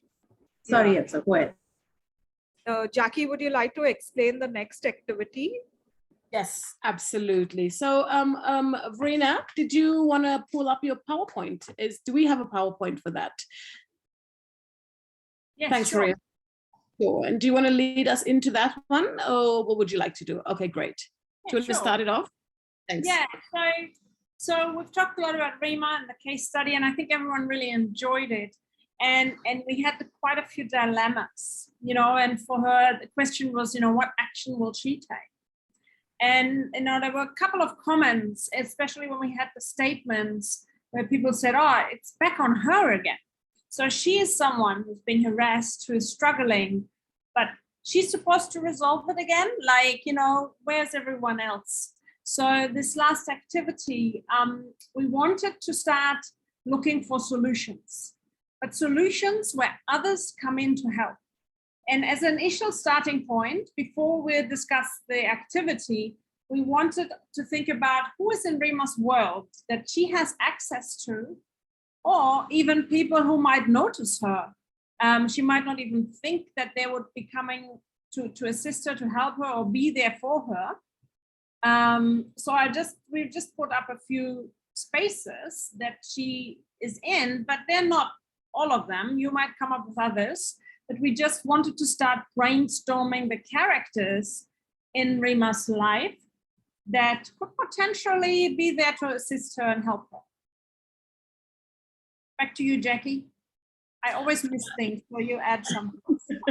Yeah, so as a group and individuals, I want you to think of some of the characters. So as Verena said, we have some examples. Who else do you think is in Rima's life, yeah, that Rima can go to to provide support for her, or to get help with in this particular situation. Our examples again are, she can go to her home, or perhaps not, as we have just heard. Within the college, there might be somebody that is there, or a counselor. She might go to her teacher. She would have family members, perhaps not, maybe not her, yes, great. And in the public, who might she have access to? She may have her friends, her peers, yeah? Who else do you think that Rima can go to? She might have a best friend, a group of girls that she hangs out with. Who else? So perhaps a minute to think about it, and please populate the chat box with the different characters or the different people that Rima might have access to. And again, think as a movie director. It's a movie about Rima. You know, one of the specific characters. You know, you can guess characters in her life. That you might be quite specific about who they are. That's right. We're creating a bit of a further fictional story here for Rima. We want here a good ending for her. Right. Neighbors, right? Other boys she trusts, great. And if you're finding it difficult to find some, think about that we all have a Rima in our life, yeah? Who then could we go to for that support?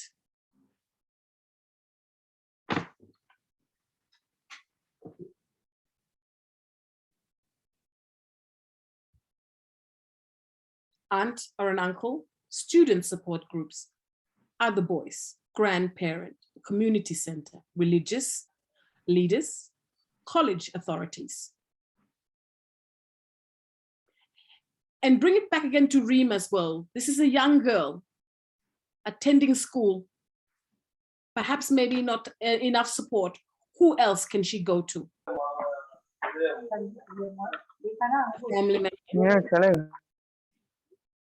Not for profit.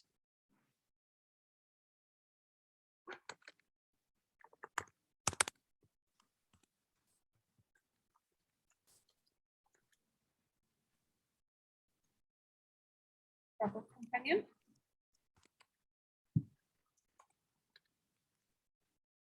A home travel companion. Yeah. Yes, I would go to Red Dot too.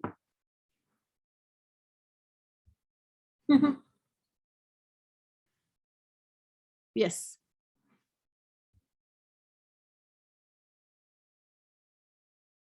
Good. Great. Nice. Yeah. Okay. Verena? Okay. Well, in this last activity, which we do as a reflection activity, we want you to take on the role of a character in Rima's life, someone who will come in to support her. And as an activity, we will ask you to write a letter to Rima. And it's completely open what you will say. If we can share your letters later on, that would be fantastic. I think there's a board as well where we can post them. But I asked Rima's teacher to start off and write a letter. So can I ask Rima's teacher? I think it's played by Jackie. Okay. Yes, there you go. So Miss Shah is the teacher. Dear Rima, I do love seeing your participation in class, but lately I notice you not being too happy and not coming to class. You're such a bright girl and have a great future, and I will do whatever I can to help you out. You know you can always count on me for anything, right? I hope you realize that. Supporting you always, Miss Shah. Thank you. Sonali has put a Padlet link, and we can and an example already in that Padlet link. Thank you, Sonali. And we can then put your notes in the Padlet, and you don't have to put your names if you don't want to do that one. So you can click on a name of a character that's in Rima's life. Miss Shah is already taken, so we would like you to identify other characters other than this teacher it might be another teacher or other people around her, and take on the role of that character and write a letter to Rima. So I've put the link to a Padlet on in the chat box. If you can click on that link, it'll open out the Padlet for you. Click on the plus sign at the bottom right-hand corner, and you'll get a little notepad for you to write your note. And I will share that on my screen so that we can see the notes that come up. Would that be okay, Verena and Jackie? Yes. Okay. That's great. And we will give you time to think about your letter and to write it. And this is about perhaps 10 minutes. So, yes. So Jackie, if I can, could I share my screen? Yes, absolutely. I'll share the Padlet responses. Yes, please. And the Padlet allows you to put emojis, pictures. So if you want to add that to make it feel, you know, more personal for Rima, feel free to do that.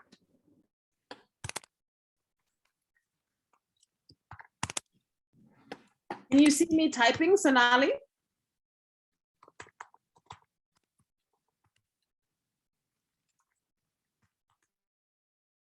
Yes, I can. Just give me a moment. I'm sure. No problems.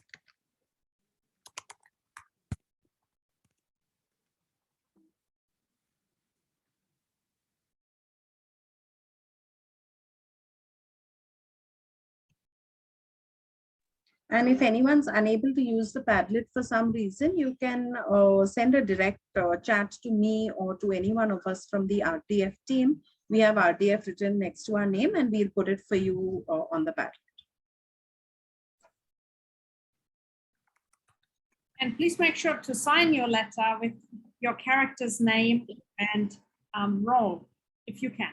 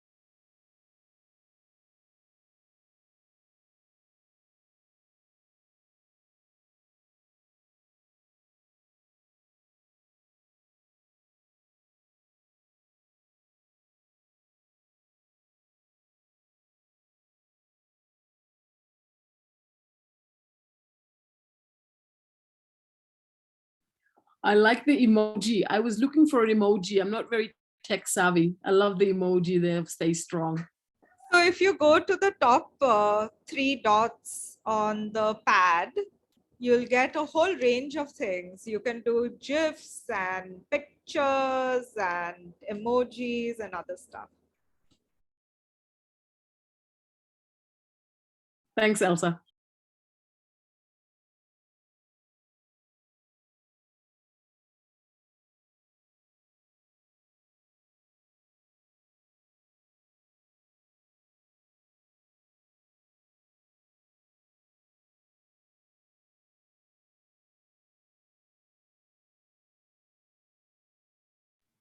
Love the emojis. Love it.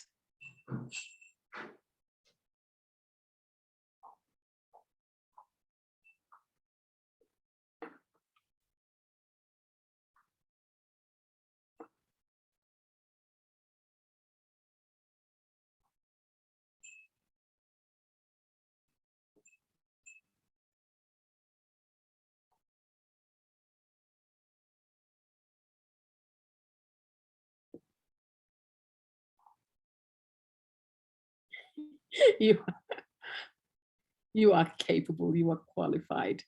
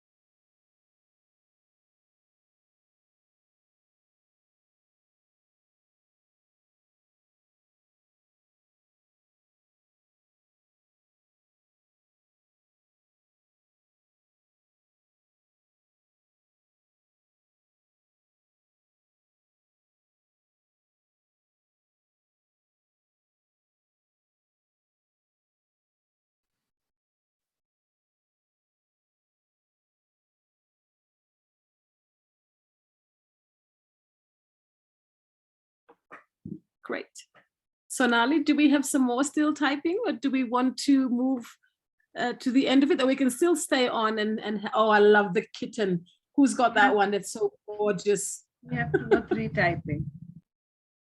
Yeah, no problems. Maybe we give it 2 minutes more and then we can wrap up the pattern. Sure, sure, sure. But we can keep it on. You have the link, so you can add, you can beautify it, add your emojis. We'll have a look at it next week again.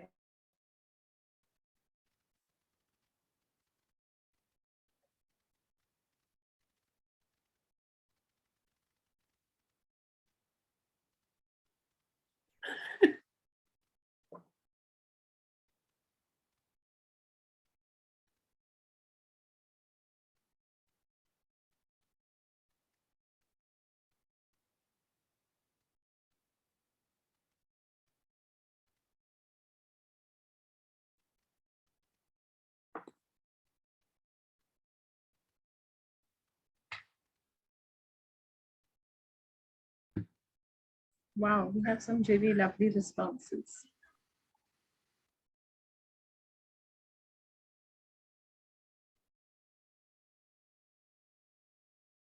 Oh, I love it. Yeah. Oh, love it.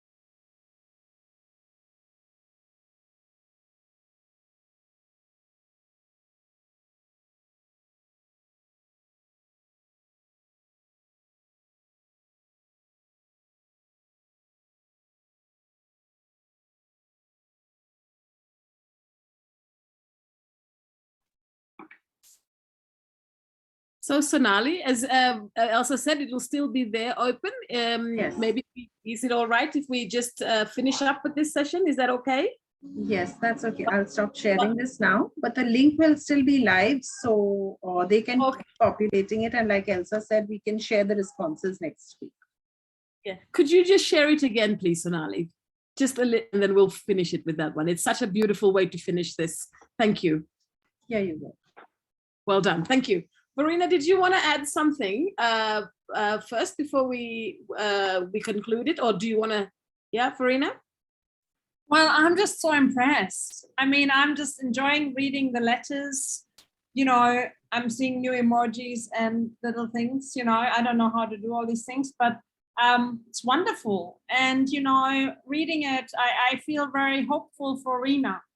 And I feel positive about things, and that she has that support network. And I hope that, you know, when we all read it, we can think about, you know, the support that can be there.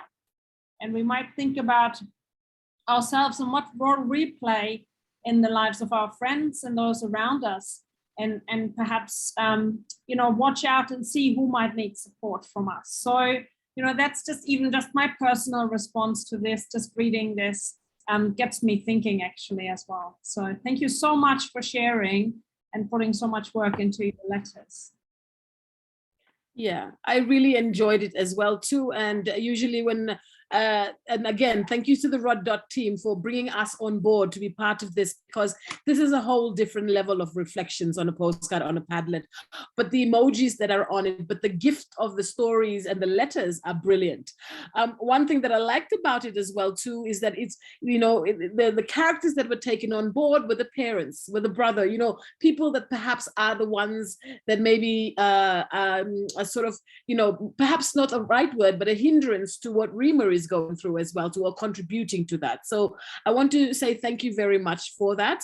And this particular one is sort of like, you know, a conclusion to Rima's situation, and that exactly what Rina said, there is always hope if there is people around us, and you've just marked perhaps pathways that we can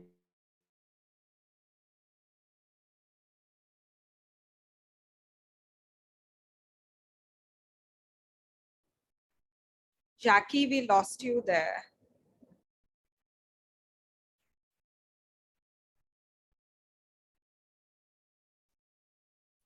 I think she has some rain. Yeah, it's raining in Papua New Guinea. It's raining in Brisbane. You know, I think the connections are getting a bit weaker.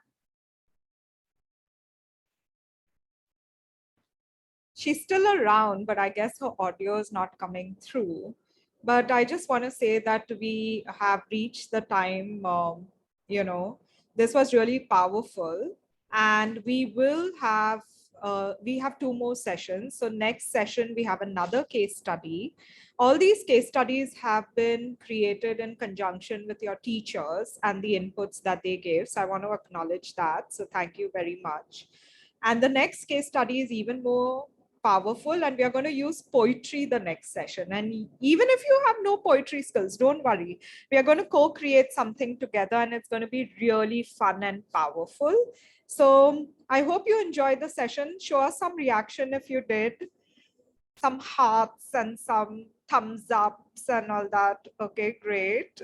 And if you want to switch on your cameras, we can take a group picture if that's okay with you.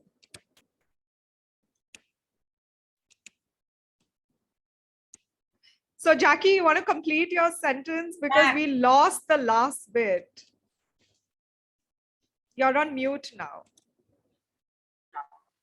I'm not sure where I ended it. I just wanted to say thank you for the the work that everybody put in, but also the way that it was done on Padlet and all of the emojis. But it's like a curation of the letters, you know, and your lived experiences as well too. But what I wanted to say was the mothers and the fathers were included in there. The brother was included in there. And so I just wanted to say thank you for always including us, Elsa, for Verena and I to be part of this conversation. But it was a wonderful one. And I think for us, the gift is the letters, you know, and it's another level of participation online. So teachers, let them not tell you that online learning is never fun. It was just brilliantly done now. Okay, thank you everyone. Have a wonderful day and see you all on Friday next week. Okay. Thank you. Yes, just allow me to add one last point. Yes, you Moti. can see amongst us, I'm only in the red. So really, I'm representing red dot. So thank you. So thanks a lot. Thank you. Okay. Bye. Bye, everyone. Thank you. Bye-bye. Thanks, everyone. Bye. Bye-bye. Thank you.